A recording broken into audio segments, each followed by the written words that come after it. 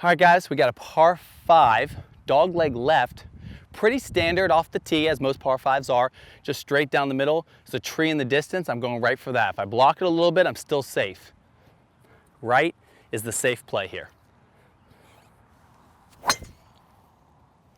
That's heading down the right side. That's just going to be barely in the right-hand rough, but it's light rough over there. We'll have a good angle of attack. All right, so I blocked that shot to the right a little bit. It happens. Speaking of like going right, kind of reminds me of one of the stories, and I've had so many of them for 10 years on tour, and I kind of want to just relay a lot of those stories.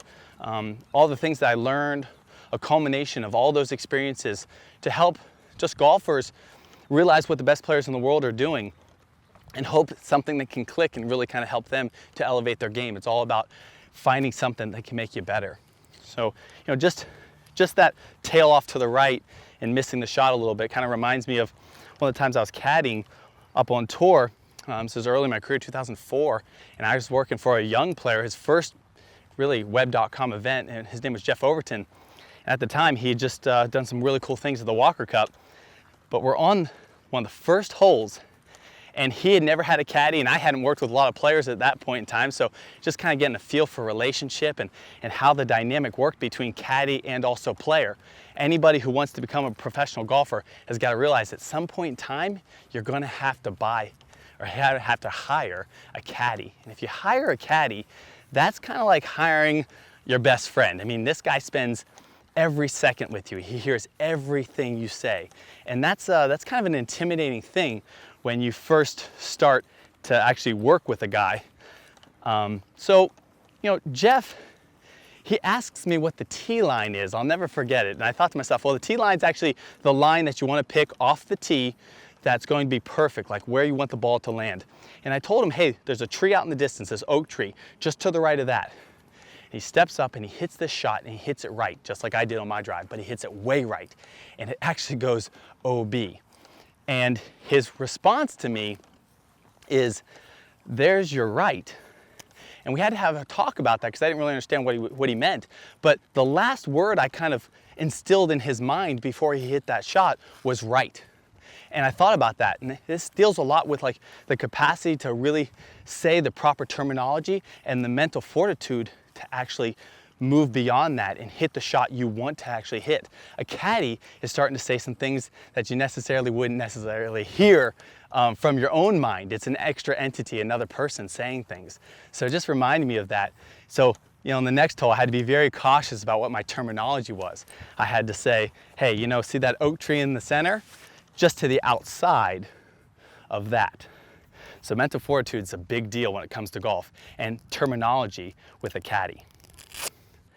Well, I found the right rough, but it's light rough, so definitely playable. Now my shot's directly right at the hole. It opened up, that's why we stayed right. We talked about that. Now we actually have a straightaway shot, about 245 yards.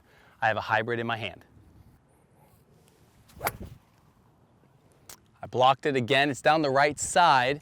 Get away from that trap. Ooh, looks like we got ourselves a green side trap. I got it there though. It was actually pretty clean, but got to make it sand safe. So I hit that pretty solid, but I blocked it a little bit again, kind of noticing those tendencies to block my shots, and I have to play to that. Maybe I'll try to actually get my wrist a little bit more involved, maybe loosen up my grip a little bit, and maybe try for a little bit of a draw on my next shots. That's the cool thing about golf, it's always a little different. You have to adapt to it. The faster you can adapt, the quicker you can change. Hitting that shot in the sand trap actually reminds me of another story. This is going to become like a little fishtail part series where I just tell my tales from the tour. But staying in the fairway, helping out Chris Stroud and caddying for him, US Open 2008, Torrey Pines, the epic win by Tiger Woods on a broken leg. And we're on number, I think it was number 15. And he hits a shot that I think is pure. We picked a golf club. He thought it was pure, I thought it was pure. And he hits it and it just goes a little bit long, goes in the sand trap. And he looks at me and he says, is that in the sand? Which we both knew. If it was in that back sand trap, done. You can't make par from there. And I reluctantly, but honestly, admitted, yeah, that's actually in the back sand trap. And he comes over to me, grabs the sand wedge, I'll never forget this, looks me right in the eye and says, well, good thing I'm the best sand player in the world. Now, statistically, that's not even close to being true. But it's fascinating the psychology that can go behind it. Like, who am I to say that my player is wrong? I want him believing that. So it becomes not necessarily a lie, but a future truth. So, you know, Chris gets up there and he hits the best bunker shot I've ever seen him hit. Makes the putt, gets par, gets out of there with a par when we thought it was impossible. Talking about mental fortitude, talking about actually really understanding how important it is to be super confident and super aware of each shot is unique to itself. And so what? He hit in the trap, and probably 9 out of 10 a PGA Tour player would not get it up and down, but there's always that one time, and that's what he did. So the 1 out of 10, he got it up and down. It's just an awesome story, and I'll never forget it. It's a great memory. I like to take the glove off. I feel it kind of gives me a little bit more feeling in my hands and in the grip, and that's super important. The closer you get to the hole, I feel like the more feel and touch becomes much more important. For bunker shots, I just try to blast the sand exactly where I want the ball to land. So if I need this to go halfway, I'll throw the sand halfway.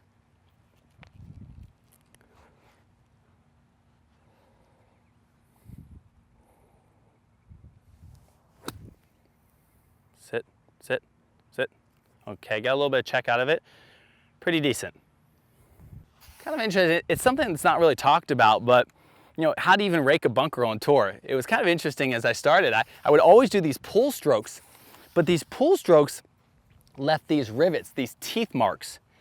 And golfers, especially at the professional level, do not like when they get in these teeth marks. So actually, instead of a pull stroke, at the tour level, it's super important to get low and then push. Get like a push stroke. Everything you do is a push stroke. And this right here is how you rake a sand trap, the PGA Tour level. When I get out of this, you shouldn't even be able to tell that I was in it.